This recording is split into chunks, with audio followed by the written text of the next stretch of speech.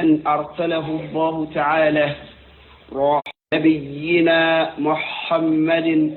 وآله وصحبه وعلى من تبعهم بإحسان إلى يوم الدين ثم أما بعد سنبل إليه الله أمر الله سبحانه وتعالى تنو الذي أنبل ناك النمي kanda okono kambalu kankanda kamla silamaya fracho kanke sunamai okono kanke salafiunai okono ambe Allah subhanahu wa ta'ala tendo foi tambulu kamodi alama no fana reti ala tay otei awni ambulu fen bela jilin ala tay o koson ako ayanda anga batu o koso ala kidi alayhi salatu wassalam adama de folo mogoni ani jina folo abela jilin na folo anu kallaba bela jilin duskun kela chekelin duskunyi am bela jilin kela ni bisran alanye be duskun kela ale kelin duskun o keli se foi fara Allah subhanahu wa ta'ala kama sayaka kuma lana الحديث كنا حديث النبي القدسي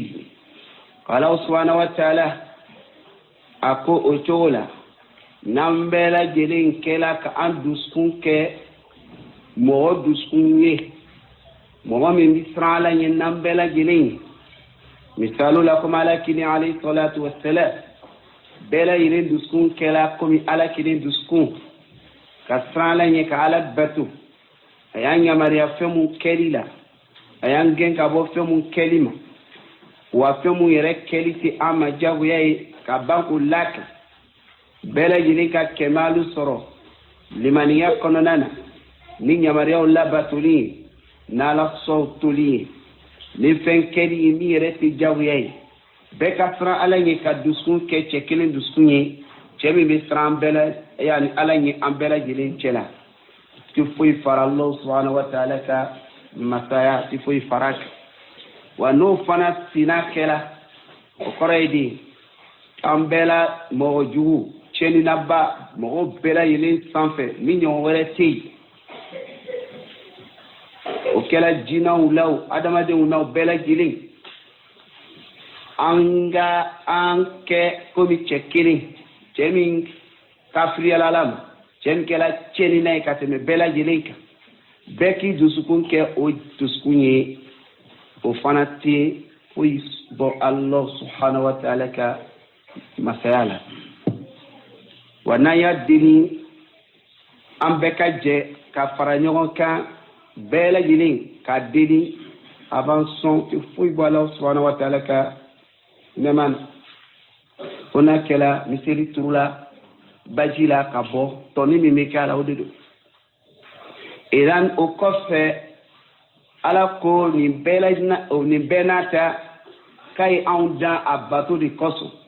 o koro e bato ni kana ke e kono walma ne kono e kamiria kono ani ne kamiria kono kwabe keli ka alaka masaya di bamba o boy kun kono wa bato ke balia ala kiti nam bana kala bato o fana kana ke an kun kono ka fo ko ke ka alaka masaya yoyo igabamu anga ke o ti do faraka wa an kana ke o fana ti do bala ala dafalelu ala dafale dodo wala aye on bla bara do di kelila bara ni here di on yere di gi masla ni ba kono on yere di tadu ayang be ka bo bara do kelima o toli fana masla do yi o fana on yere di tay iba famna aye bato ke masla do antadu aye ni ko ni toy akana ni ke masla do on yere ko sala ko man amila salihan فلمن النفس ومن أساء فعلى من فعليها أبير كل كهف علما كما سي للظلام للعبيد وشرما إتجي مكة مسطرني لي أكجون إذن ألاكو داني كيمي العبادة حكمة في الخلق العبادة وباتوني أيعفك لك ما أريد منهم من رزق وما أريد أن يطعموني إن الله هو الرزاق ذو القوة المتين أكو ألم ما يني أنفع عندنا أما فو كان على جرجية أما يني أنفع كان على دومني أكو إكادو على هو الرزاق ale de garjige kɛdi bagay garjige ni aw ma ɲini aw an to ale de be garjige di aw dhul quwwati al-matin fal kajele sigi de gale donc nafatei mogo do ka ɲɛnamaya la min b'a ka balo bɛɛ kɛ garjige ɲini jalan ka ɲina alabato kɔ i k'a faamu parce que garjige ni o kɛbaga ye ala de o ka sɔrɔ jɔn bolo o bɛ ala de ka sɔnni kɔnɔ mais i ka garijɛgɛ sɔrɔ balo la siyɔrɔ ɲuman na nini na o tɛ asuli ye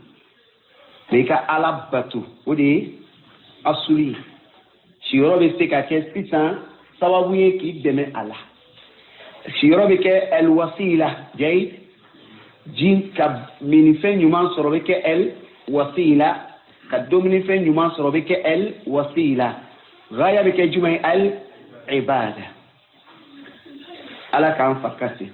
o kosɔn an danna o de kosɔn an kan bɛ k'o de kɛ an ka hɛrɛ b'o de la ala ye fɛn fɛn halalaya an ma yani an ye a bɛɛ maslaha ye anw de ye ala ye fɛn fɛn haramuya a bɛɛ lajɛlen toli ye maslaha de a den dina bɛɛ ye maslaha de anw yɛrɛ de o kosɔn i b'a faamu diinɛ ye maslaha de o kɔrɔ an ka intérêt de b'a la diinɛ ye o de anw yɛrɛ ka nafa de ye diinɛ ye an ka nafa sɔrɔ a bɛ anw de nafa a tɛ ala nafa a tɛ ala sɔrɔ sabula fɛn tɛ ala sɔrɔ fɛn tɛ ala nafa o la n'i b'a faamu dulɔ n'a ka haramuyali jufa ni a ka haramuyali n'adamaden sera yɔrɔ dɔ la ala b'a to a bɛ dulɔ min ala b'a to a bɛ jufa don munna ni adamaden degula a mi dan sago a ka tagana cɛ a ni bɛ fɛ ka to a la yɔrɔ bɛ yɔrɔ la a dɔrɔra o bɛ mun kɛ o bɛ tubihu al-mahdhurat o tɛ kaida ye o yɔrɔ la a ma laɲini a ka baara kɛ dulɔ min mais n'o ma kɛ ele ka dulɔ min ten dɔrɔra ten ka k'i ka baara ye ala b'a ye mun ye ele hakili bɛ tiɲɛ e de ka nafolo bɛ tiɲɛ a bɛ kɛ maalankolon ye a bɛ ka adamadenya danbe bɔ i la a dɔ la i bɛ suguna k'i yɛrɛ kan i bɛ dakɔma taga k'i yɛrɛ kan o ɲɔgɔnnaw o tɔɔrɔya bɛ jɔn de kan ala nafsik n'i ka dɔlɔ to yen i hakili sauvé la i ka dɔlɔ to yen i ka wari latanga la i ka dɔlɔ to yen i kɛra adamaden normal ye i kumakan ka ɲi i bɛ mɔbili bori i t'a accident kɛ n'i kumana mɔgɔw fɛ i kumakan wolomani no i bɛ mɔgɔw cɛ dilan i kumakan na mɔgɔw b'u ka ko sɛbɛ karisa i la i ka dulɔ to yen k'i kisi ka bɔ o bɛɛ ma falimani falinafsik almaslaha liman anw de ta le maslaha ye diinɛ bɛɛ de nin o kosɔn ni an y'o faamu diinɛ kɔnɔ diinɛ bɛ kalan ka sɔrɔ a bɛ kɛ al-aslu fi al-ibada bato min n'an danna kɔnɔ aslu min b'a la al-man'u wa tawaqquf Dhul-Qarnayn atete al-aslu fi al-ibada al-man'u wa tawaqquf aslu min bɛ bato la de an ti foyi kɛ fɔlɔ fo dalu de ka laŋɛnɛmaya an ye o la an bɛ sɔrɔ an bɛ bato kɛ parce que al-ashiya wal-a'dat olu ye al-ibaha al-khayl wal-jawaz al-aslu fi al-ashiya al-khayl wal-jawaz wal-ibaha fo dalu ye na k'a fɔ nin kɔni fɛnw ladafɛnw an ka ɲɛnamaya fɛnw balo siraw fɛ mini siraw fɛ fɛn min bɛ yen ni haramu don dalilu de bɛ na n'o ye ni dalilu ma na a bɛɛ dagalen don ka min bɔ a la n'o ma kɛ ko nin t'a la ni dalilu ma na o bɔ a la asulu ye min ye dagali de bɛ yen a kɛli bɛ bɛn wa a dagalen don a bɛ bɛn mais bateau de tɛ kɛ ten sabula an sago bɛ fil asiya an sago b'a la fo ni dalilu nana an bolo minɛ k'an bali k'a fɔ a ye nin to yen n'o bɔra la al asiya lana o tɛ fɛnw kɛla anw ni ala y'o fɔ kuranɛ kɔnɔ a y'a dan limani lana a y'a k'anw de ye o kɔfɛ an sago b'a la fo limiti ni sariya ko o danw k'a kɔrɔsi mais wa amal ibada bato an sago t'a la bato ala kelen ka sariya de ala de kelen sago bɛ bato la o kosɔn mɔgɔ dɔ tɛ se ka yɛrɛ sago fɔ k'a m'a kɛ bato kɔnɔ mais n'i k'i sago fɔ duniya kow la balo sira fɛ cɛkɛ dilan cogo la ka se bananku bɛ labɛn cogo caman na i sago an bɛ se ka k'i ye mais an tɛ se k'i sago k'i ye bato la parce que bato ti ta ye o ye ala de ta ye ala kelen ka hakɛ don a sariyali ala kelen ta de inal hukmu illa lillah kiti ale de kelen ta ye ale de b'a sariya a ye nin kɛ a kana nin kɛ nin ye haramu ye nin halala ye nin ye nin kɛ ni ɲuman don min sara nin na nin ye nin kɛ k'a sɔrɔ i kana kɛ juguman don jangata min b'a la ale de b'a lase jɔn ma donc o kosɔn kiti ale de ta ye o kosɔn a bɛ fɔ mɔgɔ man kan tɛ ka fɛn dɔ don diinɛ kɔnɔ fo a ye sɔrɔ asulu dɔ b'a la ka kɔn n'ala yɛrɛ de y'o fɔ a ka ciden y'a fɔ ne ma nin kisi bɛ kana foyi ladon a kɔnɔ o kosɔn ala ko am lahum shuraka'u shara'u lahum min ad-din ma lam ya'zan bihi Allah ala ɲininkali kɛ yala associé b'u bolo olu fana ka sariyali kɛ ka bɔ diinɛ na fɛn ale ala ma jɛ min na kɔrɔ diinɛ la ala ma sɔn ala kiri ko alayhi salatu wassalam man ahdatha fi amrina hadha ma laysa minhu fa huwa raddun donc i tɛ se ka fɛn dɔ sini diinɛ la k'a bɛ valider ko sɔn bɛ k'a la k'a bɛ kɛ hɛrɛ ye sabula bida fi din haramun ɲuman t'a la imma ka kɛ mukaffira ye walima ka kɛ mufassiqa ye aslu min b'a la at-tahrim jay barakallahu fikum huna an tɛ se k'a fɔ dɔ ma karisa silamɛya baara dɔ kɛ wuli ye nin fɔ karisa wuli ye nin kɛ mɔgɔ tɛ se k'o fɔ mɔgɔ ye mɔgɔ yɛrɛ man tɛ k'o fɔ mɔgɔ ye f'i ka na ni dalilu de ye ala de ko ten ala kelen ko ten ne ma kisi hali lɔnni n'a ka lɔnni ka bonya kɛ bonya i miiriya bɛ lɔnni na fɛn fɛn na an ka lɔnni na ɲuman bɛɛ a tɛ a kelen si ka hakɛ kɔnɔ min b'a fɔ k'an ye bato dɔ kɛ k'an bɛ wuli ko karisa de ko k'an k'a kɛ o lɔnni na ten o ma kɛ yen tɛna kɛ yen lɔnni na de bɛ ka dalilu de walawala an ye mais lɔnni na tɛ yen k'a yɛrɛ kɛ dalilu ye ko n'a ye min fɔ ko dalilu tɛ yen sunamɔgɔw b'o dɔn bi o b'o dɔn sini o b'o kan bi qawlul alimi yustadallu lahu wala yustadallu bihi lahu wa bihi o fila de ye yani dalilu bɛ ɲini ni lɔnni na kumakan de ye a bɛ dalilu de yira mais lɔnni na kumakan tɛ ko dalilu filɛ a kumakan karisa an fɔla ɲɔgɔn kɔ dalilu bɛ min ka na ni karamɔgɔ dɔ kumakan ye ma dalilu yira dɛ sabula ala ko fa in tanaza'tum fi shay'in farudduhu n'aw ka samani kɛ fɛn dɔ ko a y'a siri ka da jɔn ma a ka fɔ ilallahi ani jɔn ani ciden kɔrɔ ni kiti bɛ an cɛ n'an mako bɛ dalilu la an b'a fɔ ala ko di wa ka ciden ko di ne ma kisi bɛ est ce que sabanan dɔw kɔfɛ ɲɛmɔgɔw labatoli fɔla k'a fɔ ya ayyuhal ladhina amanu ati'u allaha ka ban ka la ka ani ka ciden labatoli fɔ ani wa ulil amri minkum mais ala ko ni sama ni nana o yɔrɔ la a ma fɔ lɔnni na dɛ a ko ale ka sirikɔ ka taa ale ala ma a n'a ka ciden donc ni dalilu kuma bɛ yɔrɔ min na o kɔrɔ ye kuranna aya ani hadisa karamɔgɔ de bɛna walawala u bɛ faamu mais karamɔgɔkɛ ko ten aya filɛ hadisa filɛ karamɔgɔkɛ kumakan filɛ k'o poser ka débat kɛ o cɛla la problème bɛ a ka faamu na sunamaya ye problème comme be do ka kula doni do we lonna la batuli o ba dan sango dalu sanfi na wo ko ka anga lonna lame anga tu lonna ko ame tu ko ka be dalu minde o bolo ni dalu te lonna bolo anta ko ikarana chugo kala fran buena chugo ni ka dalu blame mo ke ama la mi blani o yoro yi sabula asulu anti yere fami mu ne fe dalu ne fe ka kuma chenya ke ika saramaya ke dalu mi bolo o ko so na fola kalande ma ko makando ni an nyoche ya donc anya kuma la sala lonnoma ante sala lonno rezati ko mi tara muni ko dalu mi bo bolo na wala le no kan la familial sina te u rezati ka sirvata lonnama lonna kame ka kuma ni daludi ni lonna kuma na ni lonna do tiana be kuma ni daludi mais ni mo mi kuma na ni daluta ka kuma kana aka doni ke en influencer ayre ma ka influencer parce que muna ale kuma kan jalan yusta dallu lahu amita dallu no fenay wala yustadallu bihi an jola ka ko daludu jay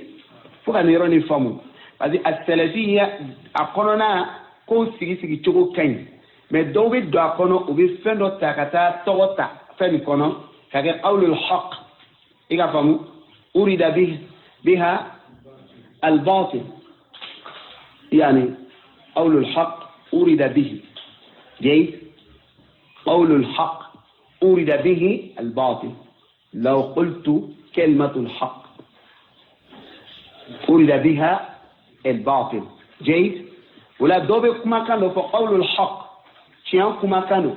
من لنين بولو على كاتشيني نسبتني نلوم وتمنى نبي رفرشي السلفية niya me ko mo do ko as-salafiyatu akas dalu aslu munu al-kitab wa sunnah ma huwa al-kitab al-quran wa sunnah lakin ngadi sawtewa munu salidu ote maintenant famuya de nyini jon fetisa as-salaf as-salih ko sa al-kitab wa sunnah bi fahmi as-salaf as-salih famuya nyini ana dalu al-quran wa sunnah famia bi salafu di fe ola o dofle anga donna ubina andeme daludi la wala lila we mu salafia wa sunna kelenwa fladi fen kelenwa yani shay'un wahid عندكم انتم قالوا ميكاود يعني عندكم انتم السلفيه والسنه شيء واحد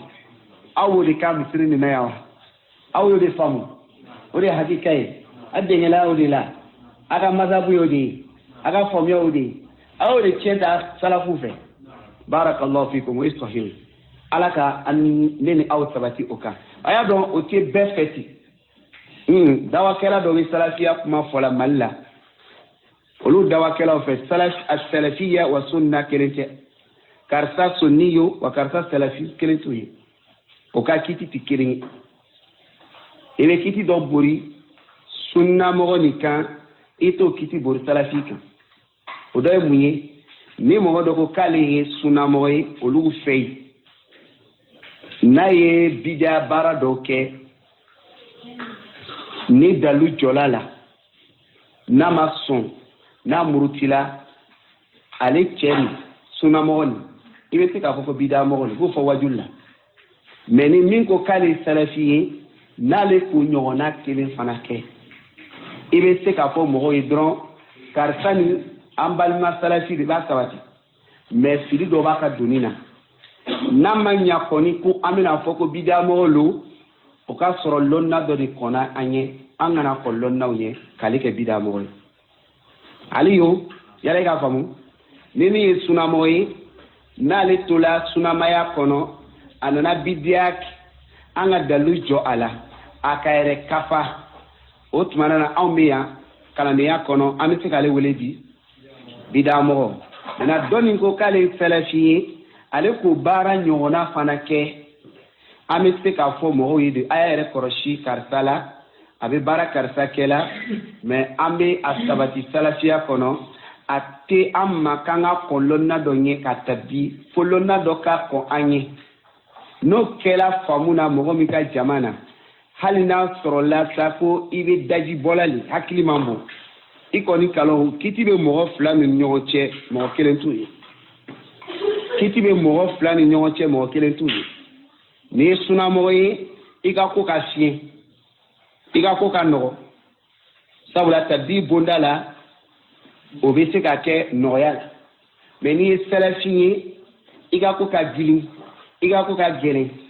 k'i kɛ bidamɔgɔ ye fo ko ka yɛlɛ ka se sanfɛ lɔnna dɔ ka kɔn o la a bɛ se ka kɛ sanji 1 sanji 2 sanji 3 sanji 4 sanji 5 tuma dɔ la an bɛ se ka sa fo lɔnna dɔ ka sɔrɔ min bɛ na o bɛ diya latigɛ parce que ale tɛ komi sunnamɔgɔ jɔn de bɛ se ka fɔ nin yɔrɔ nin na mɔgɔ min bɛ o miiriya façon kan mɔgɔ min bɛ ko kɛ nin kɛcogo la k'a tigilamɔgɔ ka sunna ni salafiya fara ko dɔ bɛ dɔ sɔsɔ o la dɔ bɛ dɔ sɔsɔ o la o ka kiti tɛ kelen o Yakub yala yɔrɔ nin ma faamu a ma faamu parce que an ye question dɔ de mɛn o y'a sɔrɔ an ye kuma dɔ fɔ ka bila o ye mun ye an ko minnu bɛ o miiriya kan salafiya dawa kɔnɔ o ka an dɛmɛ salafuw ma min ye nin fɔ olu kana fɔ k'anw ko an bɛ nin kan parce que n'olu ko o ta anw t'olu ta fɛ anw bɛ salafuw de fɛ ala jɛna minnu ma ka minɛ sahabaw la a n'u ka kalandenw fo kana se karamɔgɔw ma lanaya bɛ minnu bolo ala jɛna sahabaw ma olu de ye an ka salafuw ye tɔ minnu k'olu tiɲɛ ta o y'an ka dɔnniyaw ye o y'an ka imamuw ye idan o kɔnɔ sisan an ko o ka na ni sɛbɛnni koloden ye min ye nin fɔ sunnamɔgɔ karisa ka ko la ani salafi karisa ka ko la n'o y'o d'an ma o tuma na an t'a fɔ k'olu ko ten an b'a fɔ salafuw ko ten n'anw banna o la o tuma na anw banna jɔnw de ka tagabolo la salafuw de ka tagabolo la mais ni salafu ka tagabolo tɛ o ye fo aw bɛ min kan k'o de ko sunnamɔgɔ o de ye salafi ye o kɔrɔ ye ni kiti bɛ bori sunnamɔgɔ kan a bɛ komi kiti bɛ borila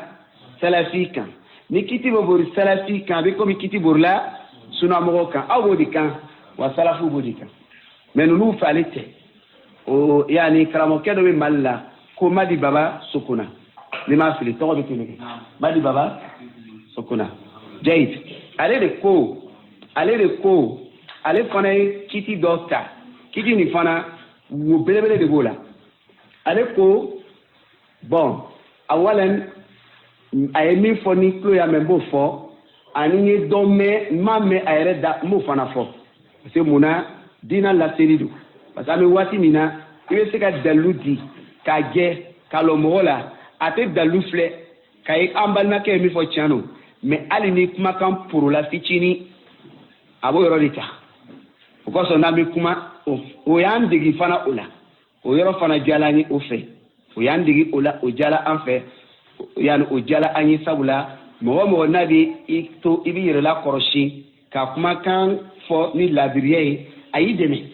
o la o yɔrɔ fana na an k'an yɛrɛ kɔrɔsi kuma caman tun bɛ fɔ cogo dɔ la an bolo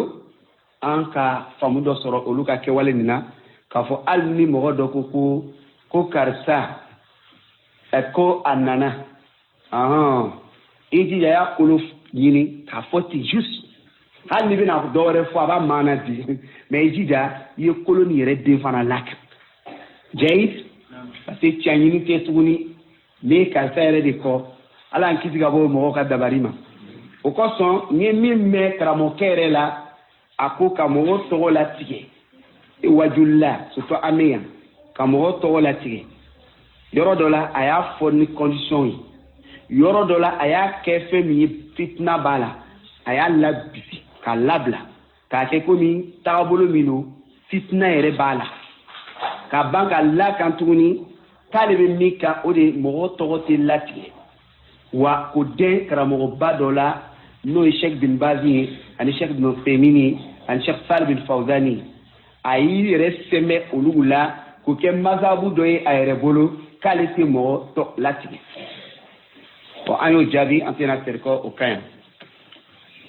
o yɔrɔ la tuguni an ye min mɛn sisan n'an bɛna taa n'o fɔli de sisan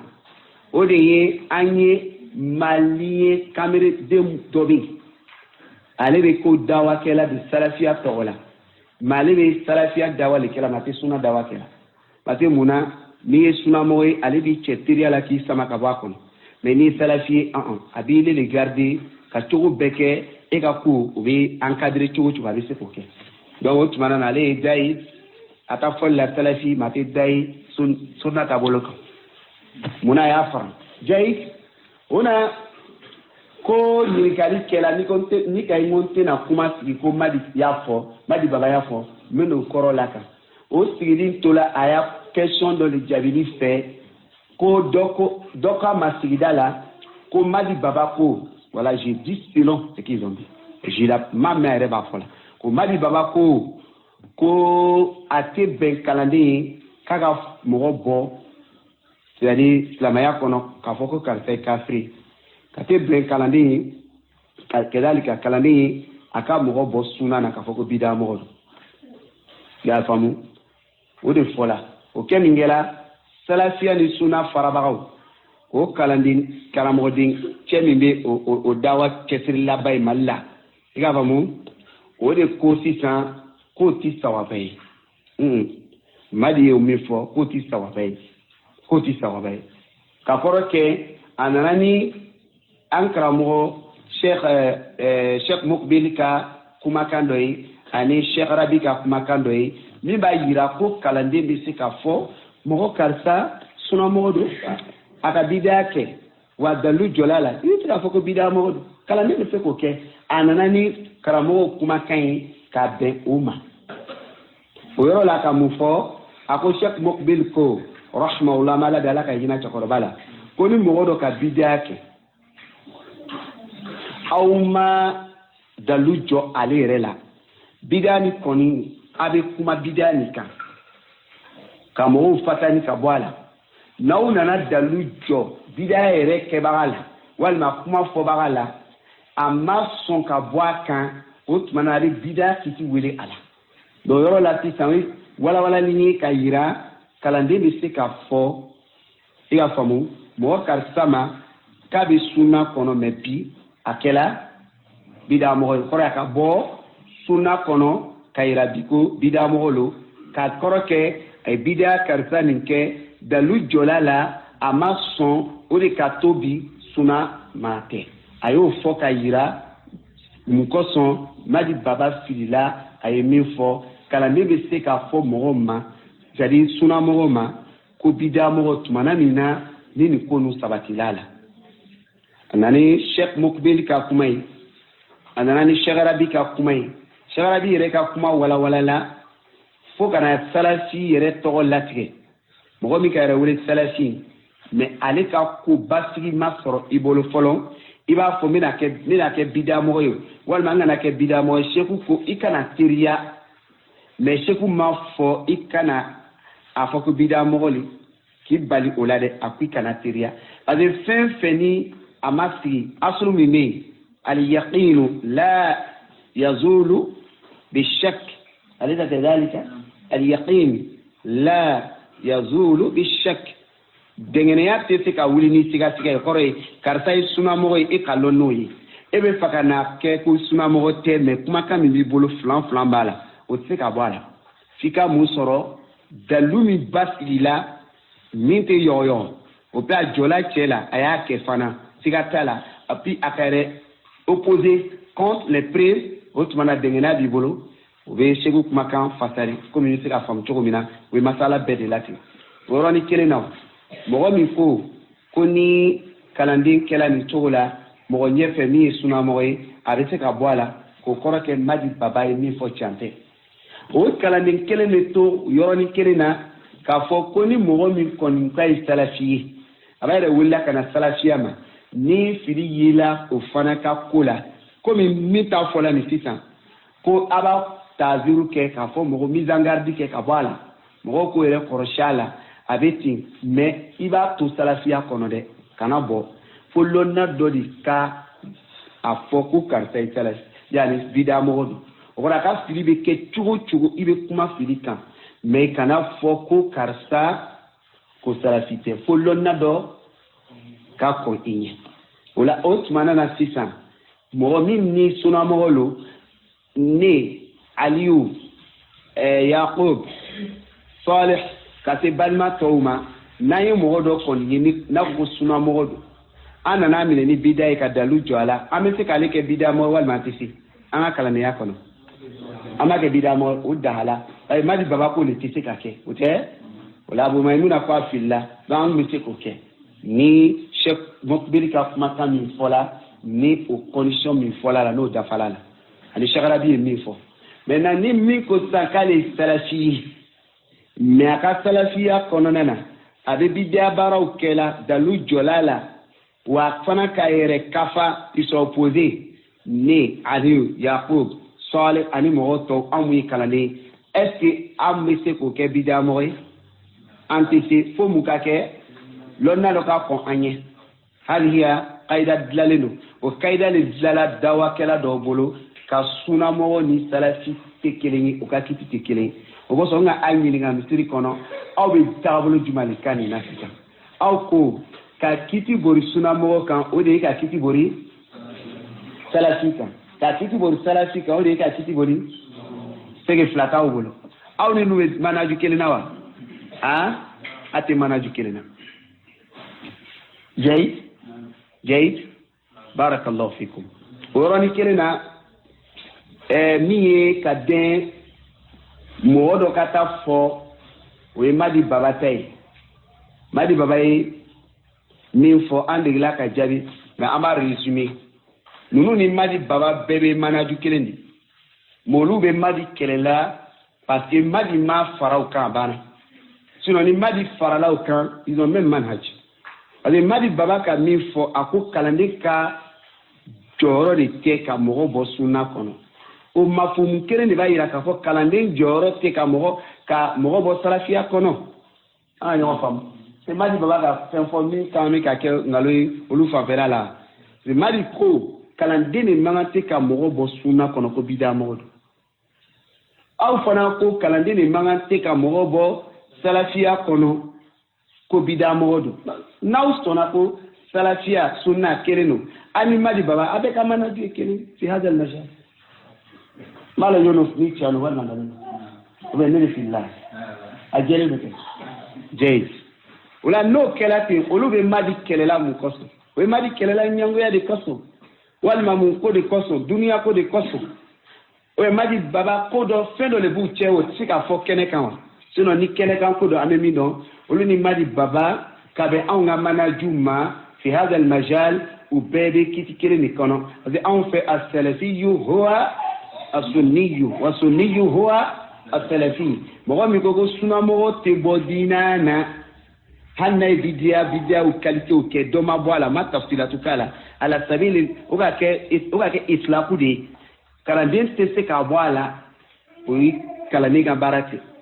o la mɔgɔ min ko kalanden ka baara tɛ ka sunna mɔgɔ k'a fɔ a ma ko bidiya mɔgɔ don hali n'a ye fili kɛ cogo cogo ka ban ka laka o yɔrɔnin kelen na min fana ko salafi a tɛ labɔ dɛ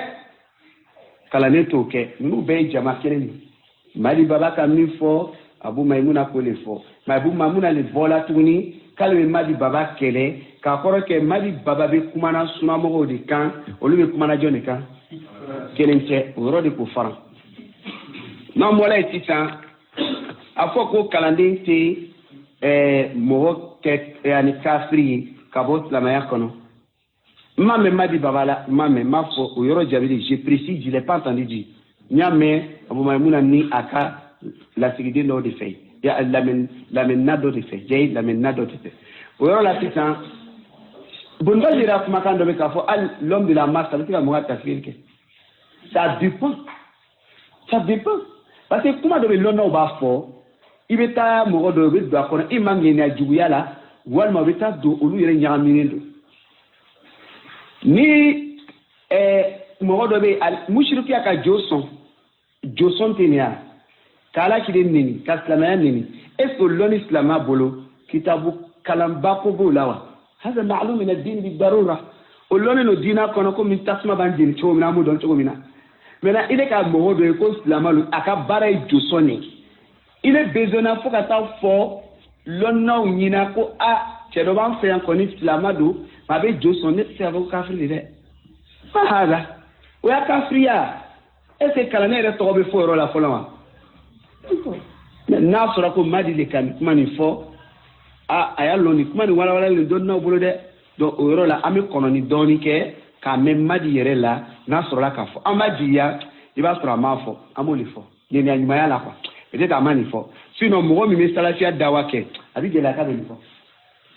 walima n'a bɛna fɔ i b'a sɔrɔ a ka walawala comme salaf b'a walawala cogo min na o yɔrɔ la an b'o yɔrɔ tɔgɔ bila min ye duguma yɔrɔ ye sisan mɔgɔ tɔgɔ tɛ fɔ min kɛ i ka faamu ka mɔgɔ décrit n'i y'o bɔ salafiya kɔnɔ i ye salafiya asulu dɔ kari i y'a faamu a tɛ komi salafiya bolo fara dɔ de ten dɛ asulu dɔ don mais salafiya asulu bɛɛ bɛ ɲɔgɔn résumé asulu belebele saba kan jɔn hakili b'a la ikhlasul ibada lillahi wahda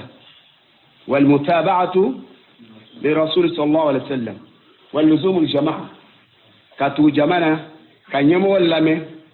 كان لابتو ما دام نما نماريا على فصولة أتبنا يمي تحذير كتحذير كبو منا بدالا بدا دبو بدا يرلاك أني جونتوني أني بدا دلو لو ما دي بما كدوا أبي ترى أصلو دو نوفي c'est dangereux. Là, on le prévient. On l'avait prévenu, mais on ne sait pas s'il continue. On le prévient encore à nouveau. Il n'a qu'à faire attention. Parce que c'est une caïda qui va dans le groupe des gens, les moments chez eux, où met en garde contre l'acte des filles. Mais non, les personnes. Et dans la forme. Comment fili quand? Mais fili tiens ne kake tiens katui muso ne kake muso ne katui kuma fili konka c'est une caïda innovée et Madi va dans ce sens-là qu'il sache que il n'est pas caché s'il ne sait pas et on vient de l'avertir encore une fois parce que salafia il sait qu'à kuma bidia main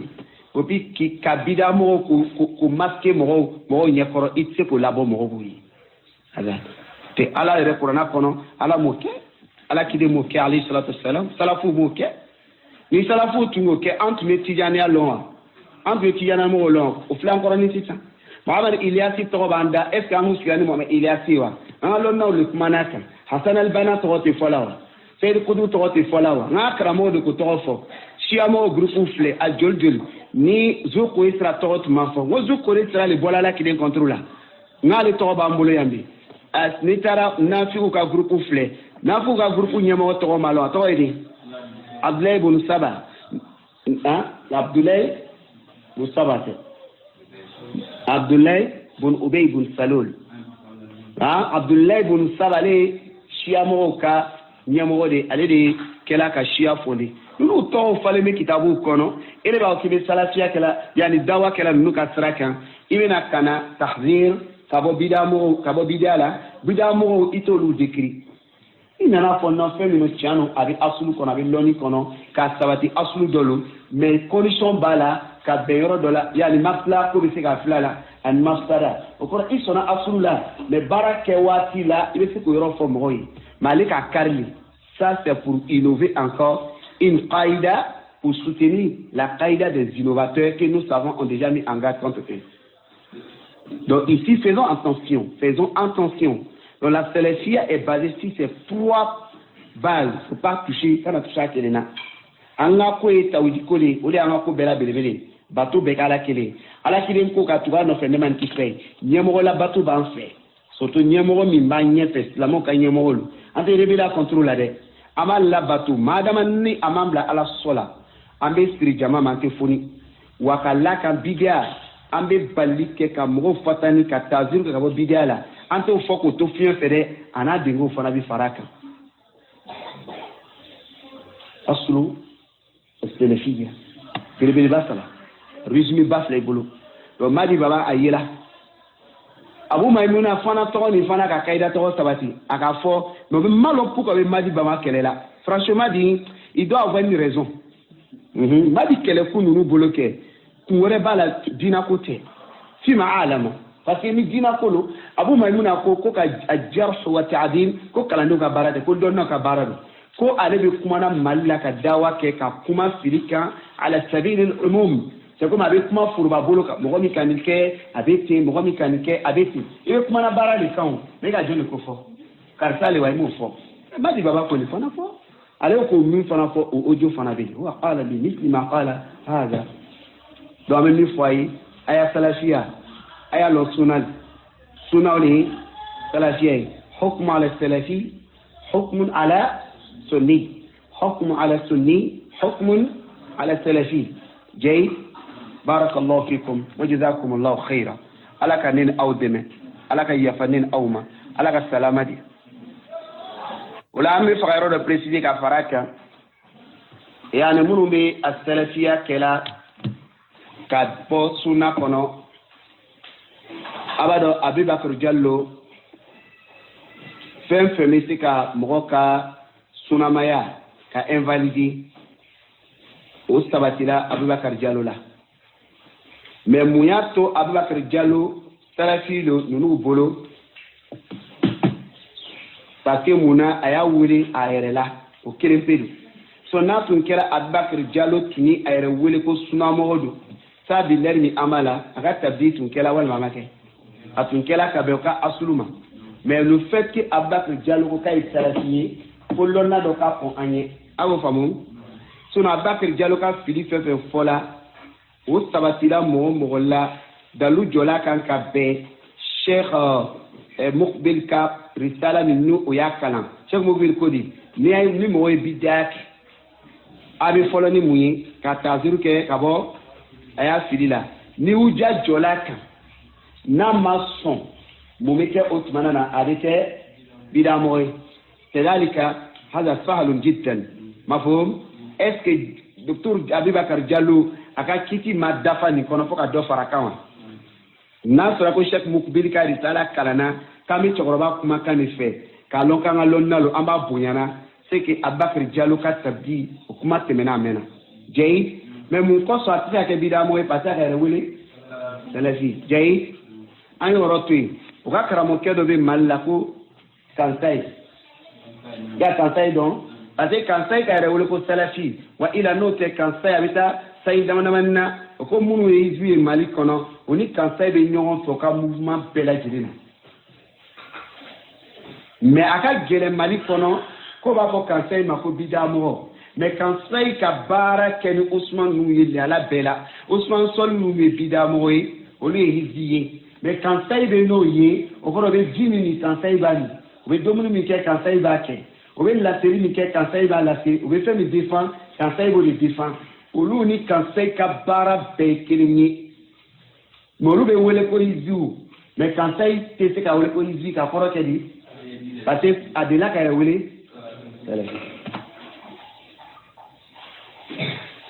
do bayira ka fo no kela fendo eni ni amandia yoro do la quoi na kela we ko dalubala e amandia de adam jalo kay salafi ala ki talantanga hal ni sinina adam jalo ni ci jana mo bolo bi ñoo bolo ala kisi al na adam jalo ni siamo bolo yela ñoo bolo ala kisi al na adam jalo tere ko la ka bidaw peke ka misir ni kono na fa no mama luga kaydala abi fa adam jalo masalafiyun wa indahu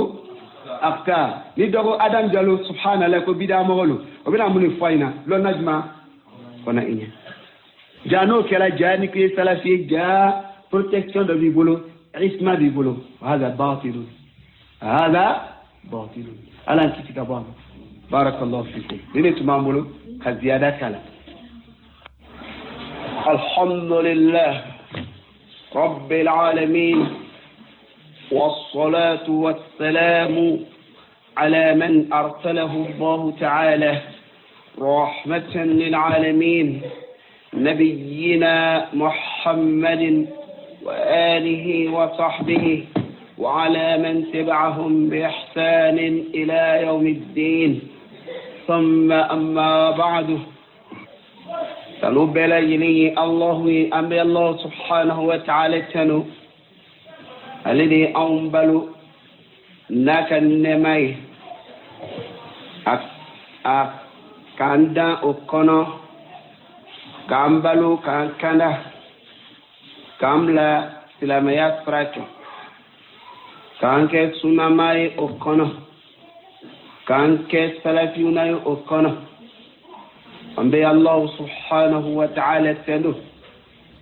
foyi t'an bolo k'an di Ala ma